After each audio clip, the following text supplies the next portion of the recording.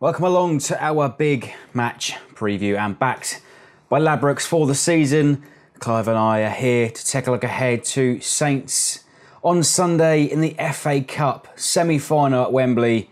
But before we get there, let's take a quick look back on Thursday night's action. 0-0 at the King Power, mate. Quite disappointing, another disappointing night. But a point is not terminal, it's 4 from safety now. Is the Great Escape on? Unlikely given that performance, because we're going to have to be brave. We're going to have to go for it. And I don't know if the confidence is there, Freddie. I think that's the problem. Leicester were there for the taking. I think Arsenal and Chelsea were as well. But here we are, 1 point from 3 games. Everything's up against us as far as the league goes. Strange substitutions, I have to say. I kind of got why he brought Steve Davis on. If I was Mark Hughes, looking at Southampton from the outside, he probably wouldn't have seen a lot of Steve this season. So he's going with experience there. But from that moment in the game, that was almost the moment we ceased to be an attacking threat. We weren't much of one anyway, but you always felt if we kept knocking on the door, something would fall our way. It very nearly did with Shane Long's effort from 2 yards out. Unfortunately, the goalie was in exactly the right place. From there on, we didn't really threaten. No, not at all. We didn't threaten at all for me, apart from that opportunity with Shane Long. And you say we knocked on the door. I think that was the only opportunity we could count. I mean, Charlie Austin taking a shot from 25 yards, just purely out of desperation. We had no ideas going forward on Thursday. No, and you did feel like, okay, I understood the setup at the start to be conservative. Leicester did come out firing at us early in the game. But once that initial quarter of an hour onslaught had ended, I thought we looked very comfortable. Some things defensively, we got the wrong side of players, but Leicester certainly weren't the team that visited St Mary's earlier in the season. They were a shadow of that side, and they were there for the taking. But we didn't, it didn't happen for us. Sadly, it's down to probably 3 games, because you don't want to be going into the Man City game. Well, we might do. Who knows? It all depends what happens for it. But we're going to have to win. We're going to have to win games, and 1-5 all season. We've just forgotten how to win. I think that's the problem. It gets into your heads. And here we are in an FA Cup semi-final. Will we have traded those 4 cup wins for 12 points? My goodness, probably would have done. But let's go for it. Let's go for it. We gave Chelsea a very, very good game at St Mary's. Still scratching my head to wonder how we lost that game. Let's go out on Sunday with a bit of pride, bit of passion, take the game to Chelsea, contain them, obviously, in most of the game. But we know that we can score against them.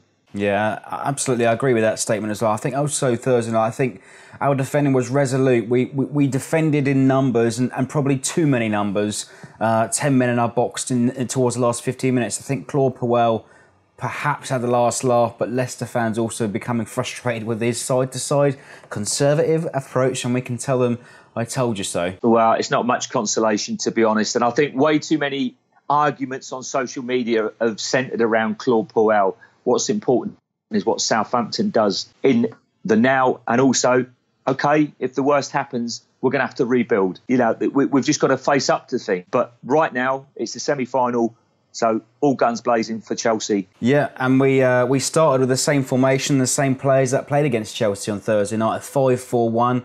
But Mark Hughes, he admitted in the press conference today that he might freshen the team up. They need a few extra legs. But it's not going to make radical changes. I mean, who should he swap in, and which players do you think were sort of a little bit leggy on Thursday night? I think they all looked a bit leggy in the last 20, and that's a worry, because it's not like we're playing 3 games a week like we were that season. Well, last season for most of the season. So it's a worry. I don't know, Freddie. Personnel-wise, it's so difficult. Josh Sims can give you impetus. He hasn't got the experience, so I'm wondering if Mark Hughes would go, would perhaps have him on the bench. Shane needs help up top, but then you say to yourself, it's kind of worked well. He's worked his socks off. We stayed in games.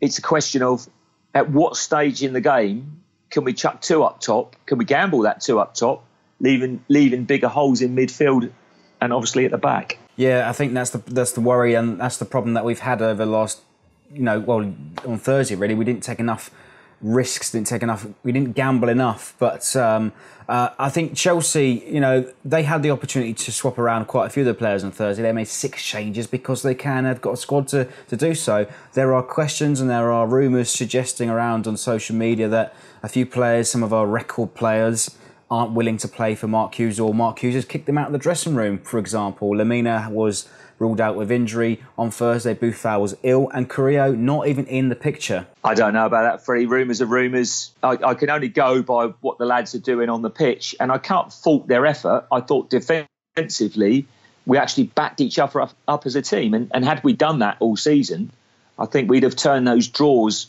against the lesser teams into wins and would be in a safe position now. Water's gone under the bridge now. It's too late. I think mistakes have been made by people that are not the managers of the club, i.e. the owners of the club and the custodians as such. I think they've made really poor decisions in the transfer market. It was blatantly obvious last summer that we needed a quality centre-forward, a quality experienced centre-forward, with the obvious knowledge that Van Dijk was going. We had to have a replacement centre-half, a quality one. And it really hasn't happened. We've gambled on it. A relatively young guy from, a South American coming into to English football for the first time, promising, hasn't lived up to it, hasn't scored, did his best. His movement was decent, Carrillo, but he didn't score, and now he's gone missing. He's not even on the bench. Yeah, we've made some monumental errors this season, but let's get back to the task at hand, though. Sunday, obviously, Chelsea, Wembley, FA Cup semi-final. Marcus Alonso is officially banned for the match, and had he gone off on Saturday, it would have been a completely different game. But it's a 3-game suspension after that stamp on Shane Long. Justice has been served, Clive. Not really. We've lost 3 points. We might have lost them anyway. But we've lost 3 points. Alonso is just one player of many quality players that Chelsea have got. OK, he won't be there on Sunday, but you can rest assured that the starting 11 will be pretty much all internationals, the likes of Willian, Hazard. My goodness, some of the best players in Europe at times. You know what you're up against. We are massive underdogs.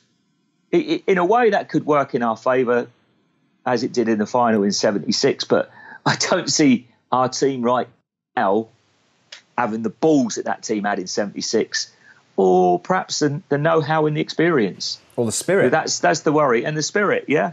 And the spirit. But what we see is one thing. What turns up on the day is a semi-final. And very often it's attitude and things have got to go for us. We probably have got to get something like one of their players to be sent off, or a penalty for us to win. Something's got to break our way. We're due some luck. We are due some luck. So you think that would be the only way we're going to win. But you go there with an attitude of, let's give them a game. We gave them we were well in control last week. I thought we were heading for 3 points. It was so disheartening what happened, but you've got to put that out of your mind. I think the positive thing you've got to put in your head is we competed with these guys. These guys are top internationals. They've won trophies, they've won leagues, but on any particular day, they can be beaten. Yeah, it's injecting that belief as well. And you said, Chelsea, a host of international players. I mean, one player in particular, we've started to love to hate Olivier Giroud. Don't tell me. Love scoring against Saints. Of course, scored 2 last week. I mean, how do we stop him? We cannot afford to give him an inch of space. Pull his hair. He's a right wussy, isn't he? He's, look at me, I'm Olivier Giroud. Pull his hair. Do something. Get in his face. Because he doesn't like it.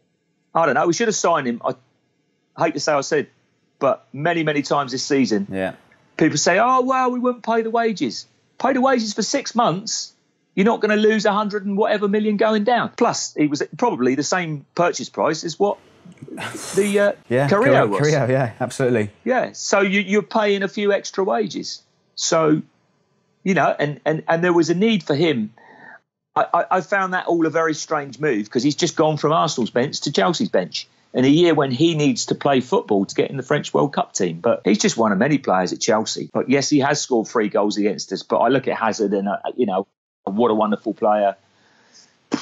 goodness, their names. You got. I've played, in amateur football, but I've played in semi-finals against teams with massively better opposition, and on that day, you just have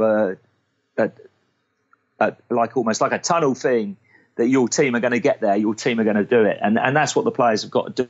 They've got to hang in there, wait your moment, and finish your chance when you get it. Of course, everybody asking, a lot of Saints fans on social, everywhere, you ask, the pundits are asking, the experts, is the FA Cup a welcome distraction? Of course, big question is everybody asking, would you take the FA Cup and win the tournament and go down, or stay up on the Premier League and sack this one off? I don't think it's an argument. I think the likelihood is we're going down. I think it's probably 20 or 80 against. You never give up until it's gone, because we all know that 2 wins. We've been saying this for 2 months now, though, Freddie. 2 wins has changed everything round, and it would. But you concentrate on the game in hand, and you try and win it. And if we can win it, go on to the final and do the same again, because, Spurs and United is going to be no easier task if we did work this one. What will Saints ever win? What will you ever win in your lifetime? We're not going to win the Premier League ever, as it stands in its current format, unless these teams bugger off to some sort of European Super League. Then you're talking. But right now, the best any of the clubs outside the big clubs is to finish 7th, and that's what Burnley look like they're going to do. So that's your league title. So to get anywhere near a cup final is actually quite precious and should be cherished. And despite the odds, despite what happened last week, go and give it a go. Go and have a go. Should we beat Chelsea on Sunday, that should give the players a huge boost, going into Bournemouth, which is a huge match, also going into Everton and Swansea, hopefully give a little bit of confidence to give to the players and think, we can do this. It's all about belief, isn't it? I saw certain individual players doing things last night, giving the ball away, easy possession when a simple pass was on, and you're thinking, that's not that player. That's not what he is. He's better than that. He's much better than that. But it's all about confidence, all about belief. And like you say, a victory over Chelsea would give us massive belief and the confidence to go on and maybe get out of the mess that we're in. Yeah, and one thing in particular that I've noticed as well, the belief isn't in the fans, and you can see that with the amount of empty seats that we're going to have on Sunday, still thousands of tickets still available in the upper tier. A lot of people were obviously staying away because there's a culmination of things this season, the poor performances, price of tickets, which were outrageous, the travel, the marathons going on in London and Southampton causing chaos for people travelling into Wembley. Yeah, I'd imagine that the marathon here has probably accounted for a few hundred, maybe even 1,000 supporters who were committed to doing that, and fair play to them if they've committed to that, especially guys that are running for charity. Good on you. But of course, that's just 1,000. We're talking about, look how many we took to the Johnson's Paint Trophy final. It didn't really mean, it meant a lot to me, it meant a lot to every Saints fan, I'd imagine, but in the bigger shape of things, it didn't really mean a lot. But what was it, over 50,000? Yeah, about 45, 50, wasn't it? Yeah. 45, 50. So the catchment is there, but they're clearly not believing. But there's still 25, 30 that are going to be there. And sometimes the more committed fans, lesser in number, make more noise. That's always the way at away games. I think we've got to almost look at it as we're going into the capital. Chelsea are part of the capital. It is an away game. So let's raise the roof. let's like the team, give it a go and get together and get in unison. Because it's a tricky place, Wembley, because of the partitioning of the ground. To get all the supporters singing the same songs, it's quite difficult these days, unlike the old stadium. I just hope there's no clackers. I hope so too. But ultimately, I think a lot of people are seeing it as a day out, and away pubs in particular as well. We've been given the famous Green Man on Dagmar Avenue and most of Wembley Central. Clive, what are your plans for the day? You're going to head up to the Green Man quite early doors. What's your favourite pub in Wembley? No, I might make the Green Man at some point. I find that I think the pubs around Wembley are a massive rip-off. So I'll be going up into town and drinking in town till reasonably late, I guess. But I think a lot will be making their own way by car and coaches.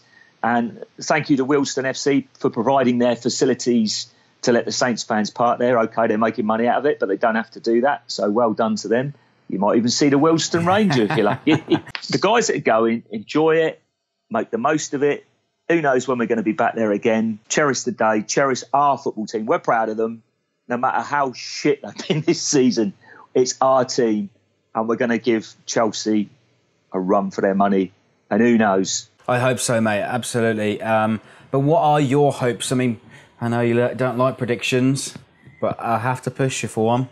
What do you think? I mean, I spoke to a Chelsea fan and he feels quietly confident about the game. And he actually, interestingly, he said he might go to extra time 2-2. What are the odds on a Desmond?